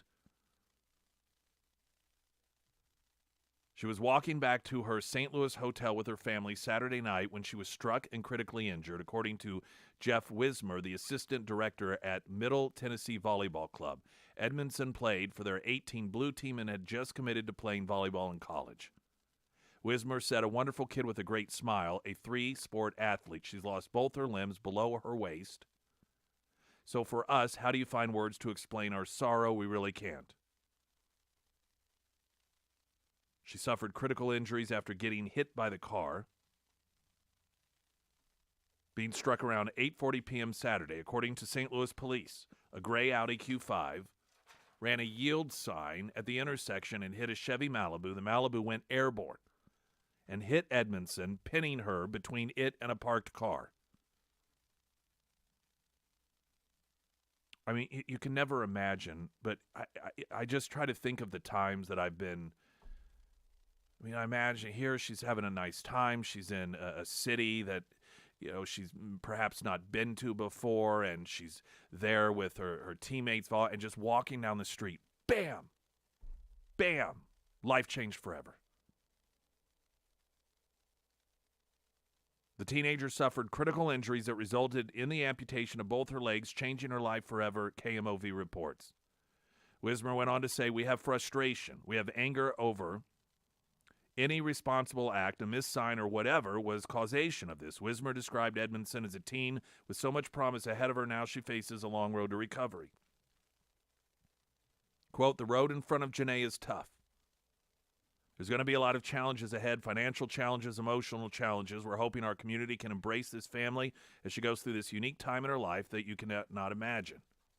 This is an unthinkable situation that she has to encounter right now. A GoFundMe account has been created to help the Edmondson family with medical expenses. More than $75,000 have been raised. Citizens for a Safer Downtown St. Louis shared video from the night of the crash, which allegedly shows the driver of the Audi, identified by police as 21-year-old Daniel Riley, failed to yield and hit the Malibu that was crossing the intersection. Riley and a passenger in the Malibu were taken to the hospital with minor injuries. Police allege that Riley struck a vehicle going 20 miles an hour over the speed limit, causing that vehicle to go airborne and hit the teenager. Riley was later arrested for 3 counts of assault, armed criminal action, operating a vehicle without a valid license. Police allege he was driving 45 miles per hour, which was 20 above the speed limit when the crash happened. Now, here's the part that gives St. Louis its personality. A probable cause statement against Riley states he's currently on bond for other pending charges of robbery and armed criminal action. He got a personal recognizance bond in August 2022 on the condition of GPS monitoring and house arrest. The statement goes on to say he has received numerous GPS violations. The last one was just filed last Monday, 5 days before the crash. So in other words, here's yet another criminal that is on bond for robbery and armed robbery criminal action. He's given a GPS monitoring, told, all right, we'll let you out, but you have to abide by these conditions. And what numerous means, I don't know, but clearly several or more violations, and he's still out on the streets. The most recent violation, which should have had him right back in jail, was 5 days before the crash.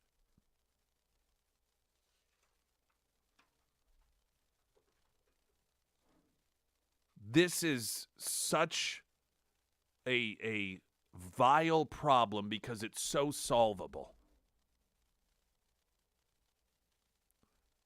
And it is beyond aggravating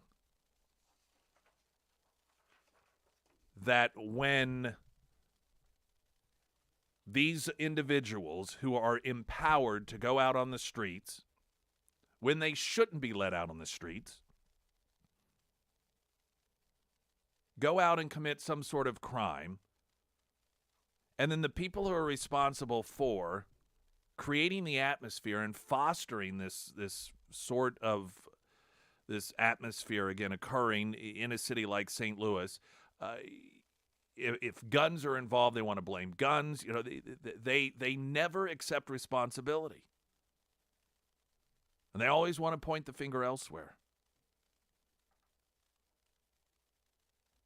I can guarantee you, if this were a situation and the individual had used a firearm, you would have the people on the left in St. Louis saying that we need more gun control laws. But aside from that, this is why you have people on the state level saying we have got to step in.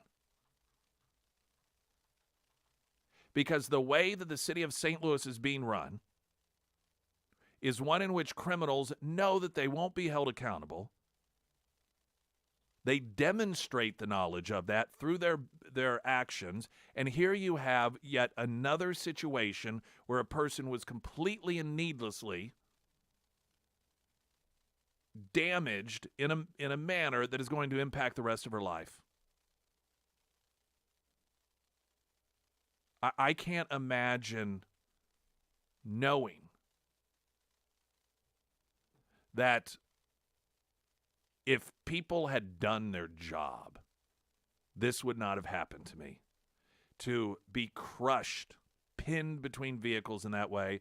Here you are on your way to college in an athletic capacity, and you have to have both of your legs amputated below the waist by an individual that should have been in jail,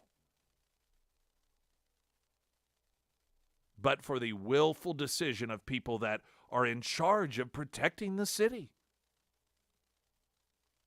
But of course, if you listen to the Associated Press, the reason that people like Governor Parson or other Republican lawmakers want to step in and try and turn the tide in a city like St. Louis, it's because they don't like black people.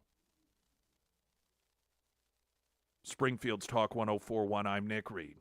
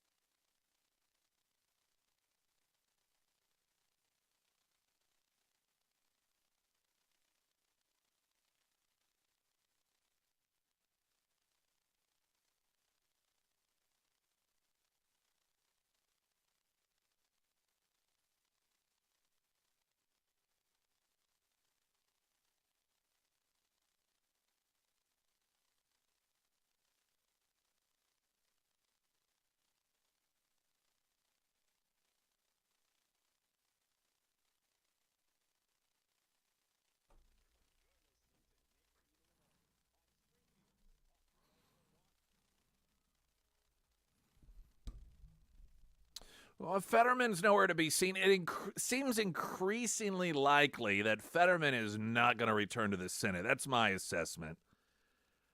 Frankly, I don't see how anybody who cares about him would even let him. This is such a depraved act that his friends and families in the Democrat Party are committing before the American people's eyes. Byron York has a piece in the Examiner, The Fetterman Dilemma.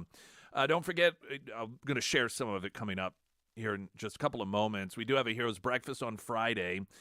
Scramblers, Friday Road Show from 6, 8, and 9 a if you're a veteran. Free breakfast sponsored by Scramblers, Serenity Honors, Air Services, Heating, Cooling, Plumbing, Electrical, and Delta Roofing.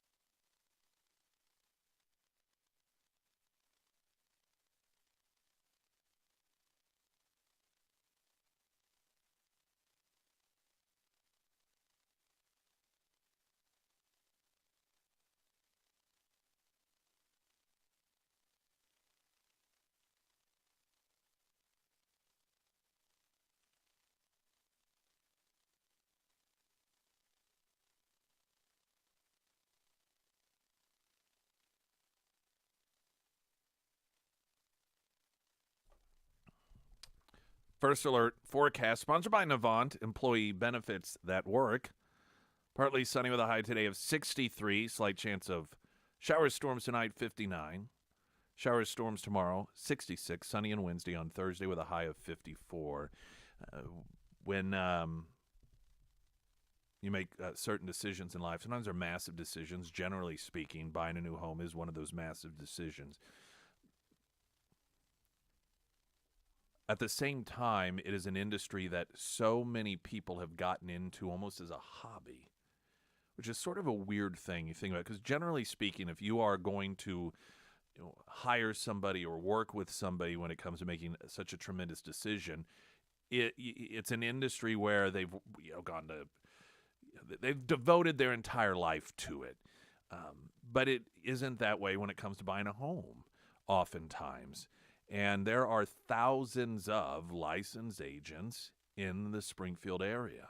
And so it's easy if you're just randomly picking my boyfriend's cousin is a real estate agent, so I'll, quote, help her out or help him out. And then it's something that he does almost as a side gig. My recommendation is that you go with someone who knows the area, who has a passion for it, does a tremendous job, has a track record, and who works with people that you know. And you know me, and she's worked with me. Emily Johnson, House Theory Realty. Not just a realtor, broker and owner of House Theory Realty. So it is the opposite end of somebody that, decided to do it to make a little extra cash on the side. For all of your home buying and selling needs, Emily Johnson, House Theory Realty. Byron York, Washington Examiner, The Fetterman Dilemma. John Fetterman sworn in as a senator from Pennsylvania January 3rd. On February 8th, after only 36 days in office, Fetterman was admitted to George Washington University Hospital in Washington after experiencing symptoms he and those around him feared might indicate a stroke. Tests showed that he did not have a stroke, and Fetterman was released after 2 nights in the hospital. On February 15th, after 43 days in office, Fetterman checked himself into Walter Reed National Military Medical Center for treatment of depression. He's still there. Over the weekend, the Wall Street Journal reported that Fetterman, quote, could remain hospitalized for more than a month, which makes me question how accurate potentially that description is, that he just sort of checked himself in. Was this something else? York writes that Fetterman's problems, of course, include the after effect of a stroke he suffered on May 13th, 2022, just days before Pennsylvania's Democrat senatorial primary. Fetterman stayed in the race, won his party's nomination, and moved on to the general election campaign. At the time, Fetterman, his family, and his political team downplayed the seriousness of his condition. Fetterman's wife, Giselle, called the stroke, quote, a little hiccup. Isn't that kind of her? I mean, God. What a loving wife. Get over it. It's just a little bit of a hiccup. She also told reporters that her husband would be, quote, back on his feet in no time. In contemporary accounts, the event was often called a minor stroke. Now, however, it's widely recognized to have actually been life-threatening. Worse, there are fears that Fetterman, by focusing on his campaign rather than his recovery, permanently damaged his health. See, this is the part where you realize this, and you almost feel sorry for the guy. Surrounded by people that, through their actions, demonstrated they didn't really care about the guy, even his own family. And incidentally, what of his doctor? That according to Fetterman and his wife, his doctor said he's perfectly fine. Oh, no, he's fit to go out and campaign. He's fit to serve. Was that a lie?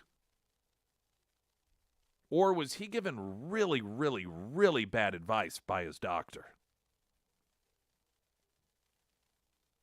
This from the New York Times. After the life-changing stroke days before the Democratic primary last year, Mr. Fetterman briefly pared down his schedule to recover, but he continued to campaign in one of the most competitive and closely watched Senate races in the nation. Now, the possibility that he may have missed out on a crucial recovery period has become a source of pain and frustration for Mr. Fetterman and people close to him, who fear he may suffer now long-term and potentially permanent repercussions. His schedule as a freshman senator has meant that he has continued to push himself in ways that people close to him worry are detrimental. Oh, now they worry? Wasn't that convenient for them? Where were they when it would have mattered? But I'm serious about the doctor component to this, and I know the media doesn't want to cover this because the media covered for him, and frankly, the media was essentially a co-conspirator in pushing him along despite his medical condition. But Fetterman's campaign was out there saying that his doctor said that he was perfectly fine to get out there and to campaign. And now, according to the reports, Wall Street Journal, New York Times, it appears apparent that not only was he not fit, but he may have done irreversible further damage to his life. So either they were lying about the doctor's advice, or that's a pretty crappy doctor. All in all, It has not begun well, York writes. It seems obvious now that Fetterman was in no condition to begin a 6-year term as a senator. Of course, that was obvious, at least to some people before the election, too. But in 2022, one man's health was so caught up in politics that reasonable concerns were overwhelmed by the partisan fray. The result is a new senator in the hospital facing an uncertain future. Obviously, Pennsylvania Democrats wanted to defeat the Republican Senate candidate, Dr. Oz, particularly because Oz had been endorsed by former President Donald Trump. This is the level of derangement that the left had, regarding Trump. And I think that York is onto something here. I don't think it was just to them a regular race. It was because this was one of the races that Trump was heavily involved in. During the primary, he said Oz is the guy. And they have such a hatred for Trump, they would sacrifice the health and even life of someone that they claim they cared about in order to make sure that did not happen. York notes in the Washington Examiner, Fetterman was not the only Democrat who could have run against Oz.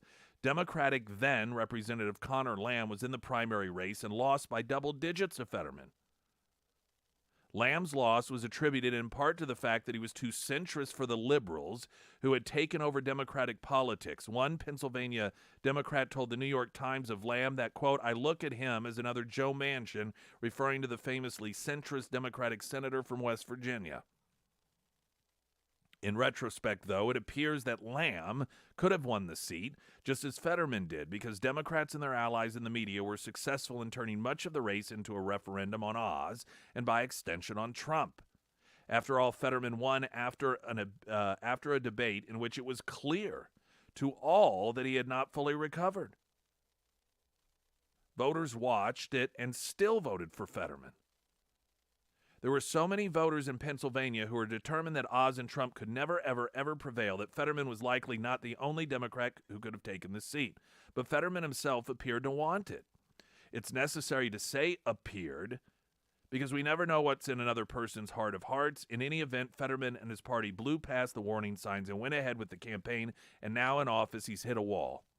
It is important to remember that it is possible to wish Fetterman the best, to wish him a complete recovery and a good life, and still believe it was a mistake for him to run for Senate and that Pennsylvania would be better served today by another senator. But the situation is what it is, the result of one man, perhaps his family, and certainly his political party wanting something more than was wise given the circumstances. Now, this is an overview of the lead up to the most recent events in which he has, we're told, checked himself in for depression. And, this whole timeline to me, I don't want to say it seems suspicious, but it seems accommodating towards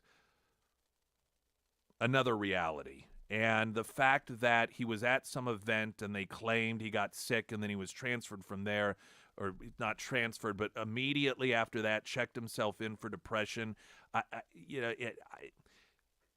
There are some of the markings of something else was going on there, and this is a story to make it look as benign as possible. And it could be exactly as they say it.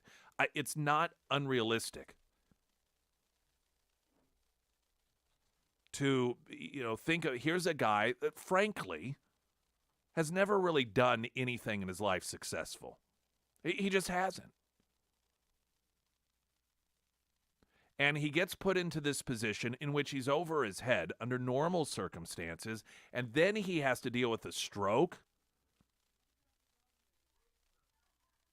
And, every day you wake up, you're struggling with that, and then you have potentially another sort of mini episode of sorts, be it not necessarily a stroke. But any normal person, that would be depressing. And you're thinking, I got another 5.5 years of this at least? People not letting up on me? I bet you anything his wife harps on him about this.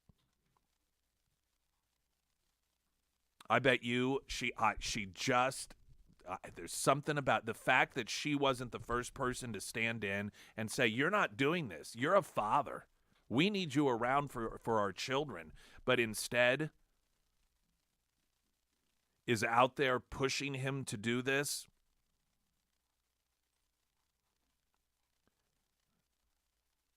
most normal people would be severely depressed under those circumstances. So whether this was as it has been listed, as it has been explained, I mean, the problem is they lied about his health all the way through the campaign, so they can't exactly expect us to trust them now. And it was some sort of little mild episode unrelated to the stroke, and then it just coincidentally, not long after, decided to voluntarily check himself in for mental health issues or something perhaps more severe. Either which way, totally unavoidable. But yet another victim of people who desperately wanted to cling to power.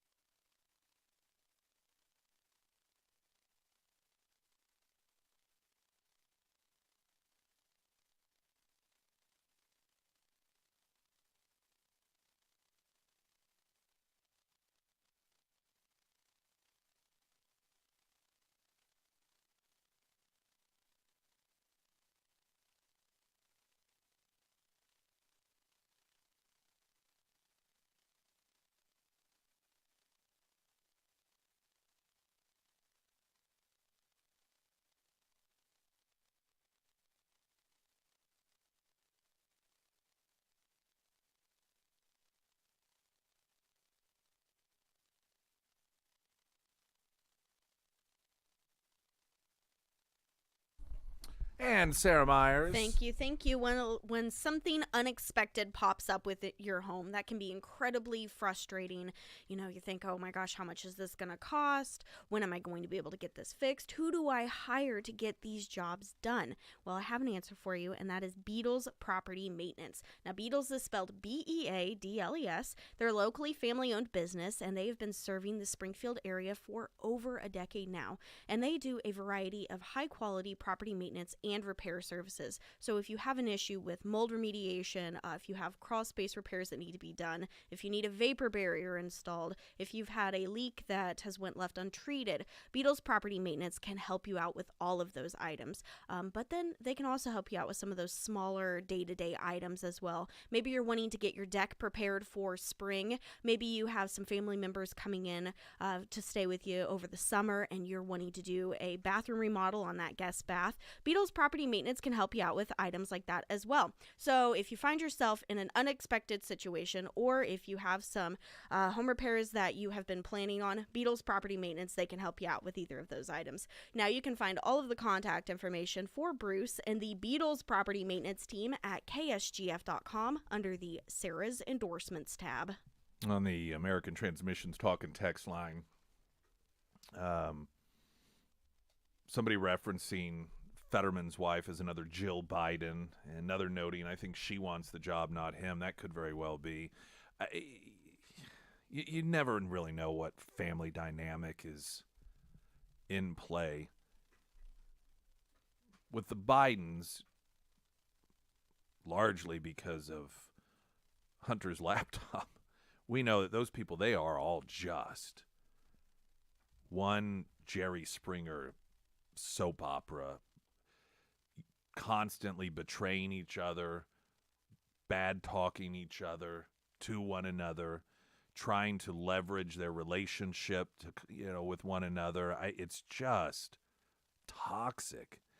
And as we watch the Fetterman situation play out, you can't help but wonder if there aren't similar relationships in play there, people that just use each other, and that's a foreign world to me. I've been very, very, very fortunate. My family, supportive, uplifting of one another. It's, just always about being what I would think of as a family. You love each other, you care, about each other, you look out for one another. I don't necessarily have any personal experience in this myself, but I will say that I know of someone who at one point was going to embark on a business venture. This was a long, long time ago. And there was a health issue. I don't recall if it was a heart attack or a stroke or something close to it. But it was serious enough that his family talked him out of the business venture. Because they did not want him stressing himself. They cared about him. They talked him out of it. They're like, please don't do this. We love you. We need you around. You have to, take care of yourself. You have to let us take care of you. And so it's a distant thing, but that's my one experience with someone who had in the works an endeavor that would have been time-consuming and then had a medical situation and the family reaction. And so whenever I see the Bidens and Joe Biden with clear medical issues, but still they encourage him to run, or the Fetterman situation, to me, when I recognize the behavior of a family that really loves each other, and their reaction is, you need to pull back. This is, you need to not do this. And then I see family that takes the opposite approach with their family member with health issues. It just makes me wonder, what that family unit is actually like. And I don't know. I look at it as an opportunity to be very, very, very grateful for the family that I have. Springfield's Talk 104.1, I'm Nick Reed.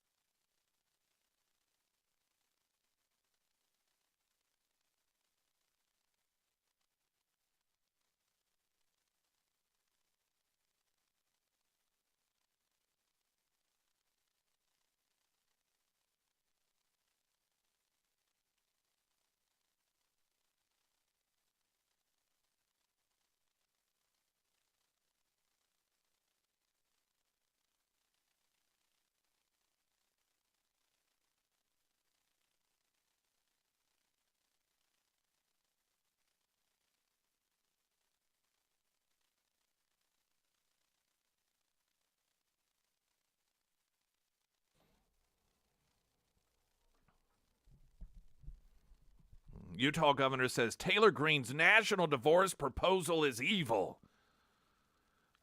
So she was at a, I don't know, some event. She talked about how maybe it's time for a national divorce. Blue states, you go your way, and red states, we go our way, because the divide is just too big and too deep. And Cox, who's a moderate Republican, blasted the proposal, claiming that it was evil. All right, bring it down a notch. May not necessarily be the most reasonable proposal, but this instinct, particularly of moderate Republicans, to go 0 to 60 with no moderation in between, it just sometimes gets a little exhausting. Glenn Beck's next.